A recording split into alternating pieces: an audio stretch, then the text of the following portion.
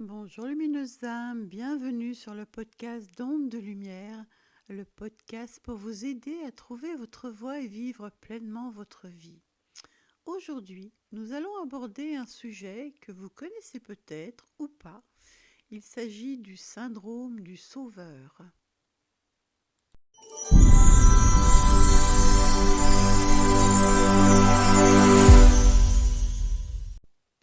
Le syndrome du sauveur est un comportement qui pousse une personne à vouloir sauver les autres, à résoudre leurs problèmes, même si cela met en péril leur propre santé mentale et physique. Les personnes atteintes de ce syndrome peuvent avoir des difficultés à dire non, à établir des limites saines et à se concentrer sur leurs propres besoins.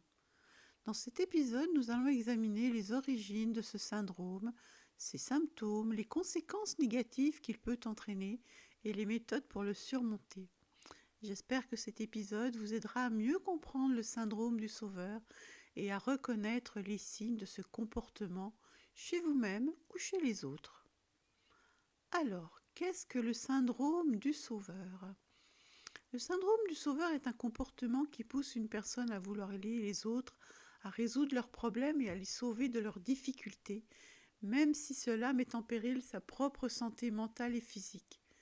Cette tendance peut être motivée par un désir profond de se sentir utile, de se sentir aimé et apprécié, ou de compenser une faible estime de soi. Les personnes atteintes de ce syndrome ont souvent du mal à dire non aux demandes des autres, même si cela signifie sacrifier leur propre temps, leur propre énergie et leur bien-être. Elles peuvent également avoir des difficultés à établir des limites saines dans leurs relations personnelles et professionnelles et peuvent se sentir responsables des problèmes des autres. Bien que la tendance à aider les autres soit une qualité admirable, le syndrome du sauveur peut devenir problématique lorsqu'il conduit à une dégradation de la santé mentale et physique de la personne concernée. Les personnes atteintes de ce syndrome peuvent souvent se retrouver épuisées, stressées, déprimées et anxieuses et peuvent également avoir du mal à maintenir des relations personnelles saines et épanouissantes. Il est important de reconnaître ces signes du syndrome du sauveur et de chercher de l'aide si nécessaire pour éviter les conséquences négatives à long terme. Des méthodes telles que l'apprentissage à dire non, l'établissement de limites saines et la prise en charge de ses propres besoins peuvent aider les personnes atteintes de ce syndrome à surmonter leur comportement et à vivre une vie beaucoup plus équilibrée et épanouissante. Alors, quelles sont les origines de ce syndrome ? Les personnes atteintes de ce syndrome ont souvent vécu des événements traumatisants dans leur enfance, tels que la perte d'un parent, un abus émotionnel ou physique, ou une situation de négligence. Ces expériences peuvent les amener à vouloir aider les autres pour éviter de revivre ces émotions douloureuses. En effet, elles peuvent voir dans l'aide aux autres une façon de compenser les manques qu'elles ont subis ou les échecs qu'elles ont vécus.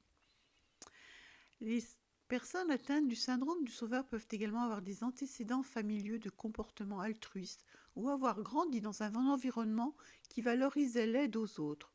Elles peuvent également être motivées par le besoin de se sentir utiles ou par la culpabilité de ne pas avoir réussi à sauver une personne qui leur était chère. Il est important de noter que ce syndrome peut être influencé par une combinaison de facteurs environnementaux et personnels et que chaque individu peut être affecté différemment.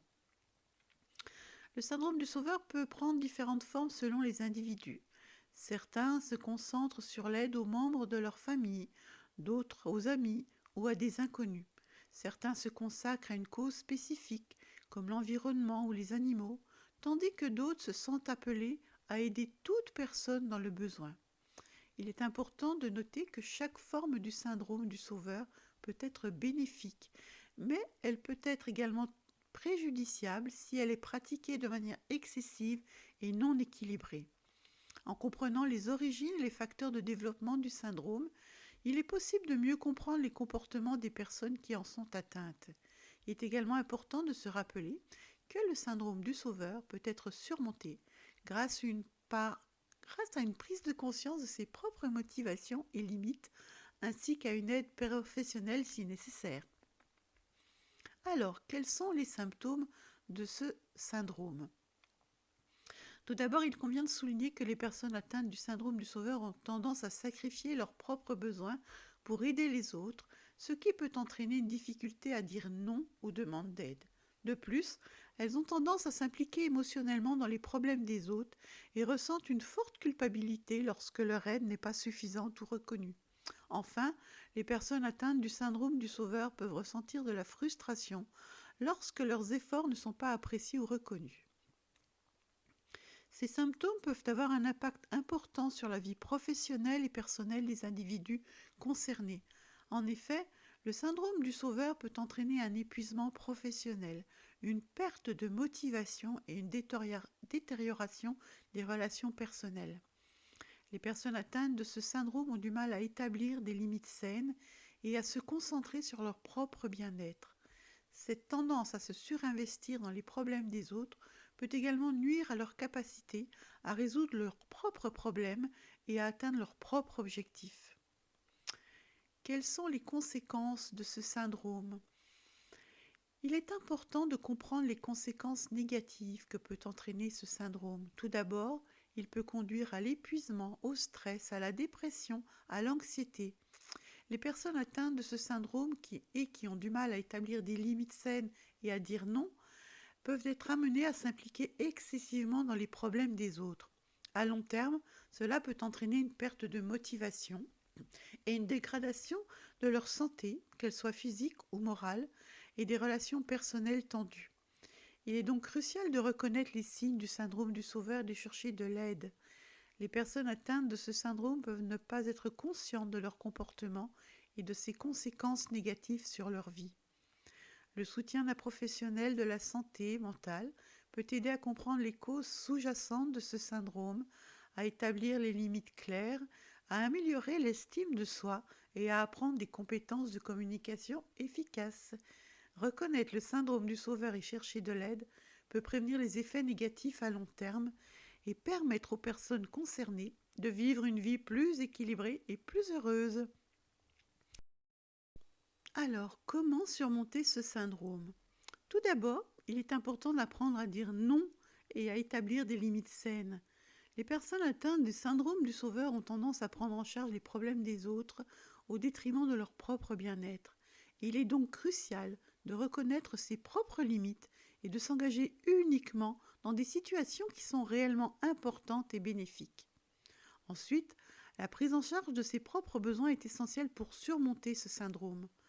Les personnes atteintes de ce syndrome ont tendance à négliger leurs propres besoins au profit de ceux des autres. Il est donc important de prendre soin de soi en s'octroyant des moments de repos, de détente et de loisirs.